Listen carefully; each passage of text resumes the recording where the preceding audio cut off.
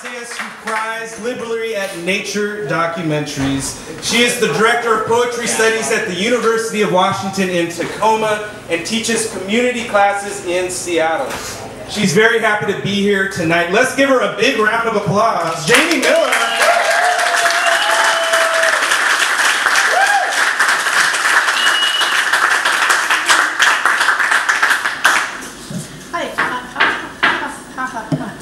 Hi. It's been going That worked perfectly. Hi, thanks for having me. I'm so happy there's a microphone. My voice is a little funky, but I think I'll be fine. Thanks so much to the organizers and to Neptune and Anthem and everywhere we're going tonight. I've only been on one lit crawl so far just as a walker, and I had a fabulous time, and it was super sunny outside. So I guess I said that because my first poem is about spring. And how happy I am that it's spring. This is called 30 Days Orthodox. My city block is an ornithological daydream, a field guide fantasy of warbling the worm. See his orange vest gloss the lips of showers, the beads of Orion a pinstriped orphrey, cinching his breastbone at its seams. He is a street whistler, leaf sweeper, worm wrangler, insect alleviator, whining and dining the unwanted. See the starlings state their in evening sequins above orris root, flipping leaves like trash can lids, doting on the dolorous drumming of its wings, dedicating a ditty to the rain. See the astute robin, his unaccustomed curiosity, revolving like an orrery around a finger of grass. See as green as the viridian choker, circumferencing the pigeon's neck as it pecks cobblestone cracks, to the tune of whistling Dixie, orating from a streetcar. You can't leash a bird, but you can watch the silver pigeon spread its tail wings into an open palm, a crimson diadem flush, an unexpected flourish of intoxicating color, unreeling a fury of sunset. The black-capped chickadee is on a bow with two strings, one for flight, the other fancy. Ecstatic sight, this love between us, no fluttering moan or protest, but the origami of a steel guitar sliding across reeds. That's my I Love Birds poem.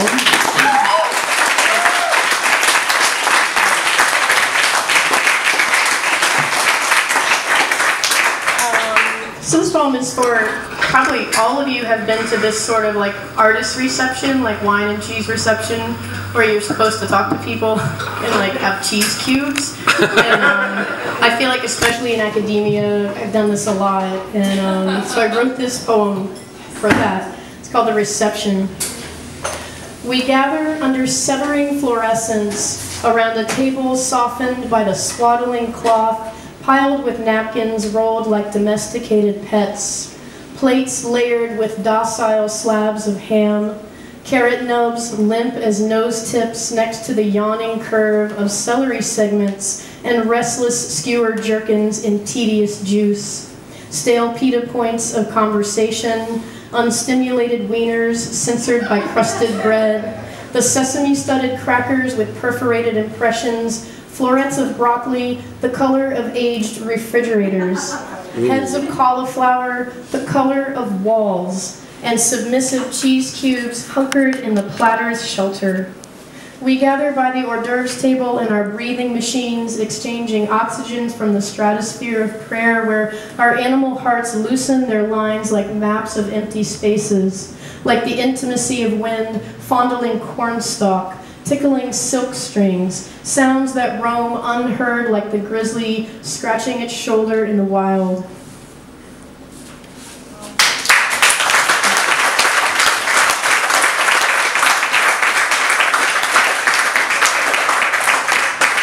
I've been working on a book for the last many years of my life, and it's especially catching up to me what I want it to be about, and a lot of my work is sort of veering towards eco-poetry and ecology, and just like my dear love for the planet that's coming up every day in my writing and my teaching. And this is the poem that is opening up the book. It's called Poem Wearing Socks.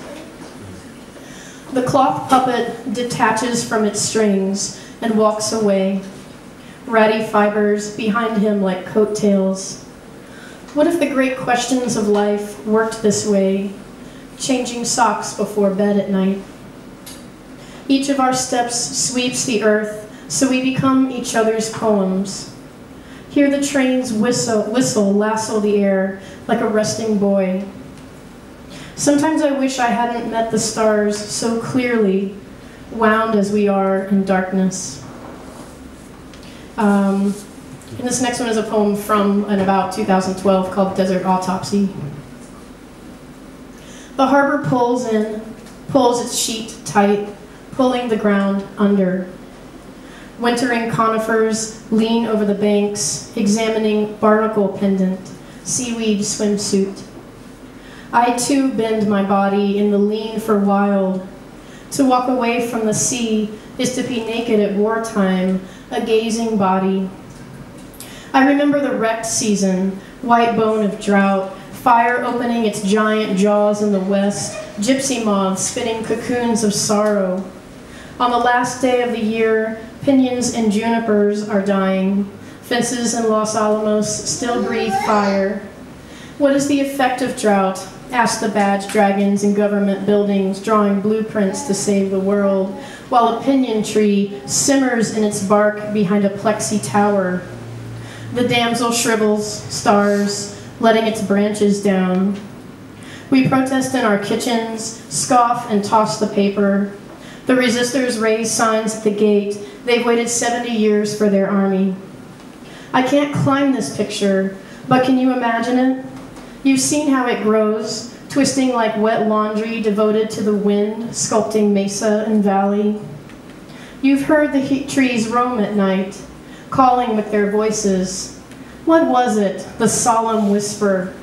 What calling rubbed the wind, combed the wintering pencils of grass, laid bare the open spaces? And then I knew it wasn't for me, not me on the wind. Not for me were the long shadows, invisible xylem of veins. Not mine the forged silver fortune of stars. Army, the poets have arrived. Call your horses, call the cavalry, lick your feathers, stick them to the dying. We stand here in the hollow tree and feel drafts of joy, language unfolding like children.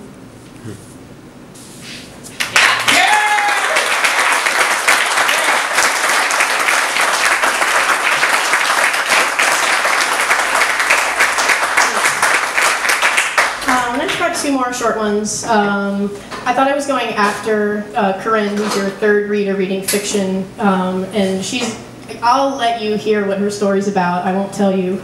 My poem was supposed to fight her story. This is sort of like a love poem for her, and so you'll have fun making that connection maybe. This is called Dandelion.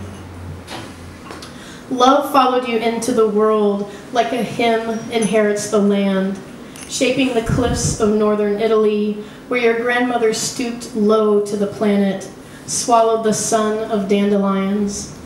She passed that sun to you, golden pollen in your gut. At night, the white moth over your throat unfolds, our room filled with the silence of dust as your breath shifts cedar, as ancient pebbles shuttle through cactus husk. You are suddenly taken to a dream, a place I can't follow, though I curl into your heart, pressing so close, bees sting my skin. You return to me then, a little farther away, the ancestral soil tugging you toward the dandelion root that boils bitterly in the face of love.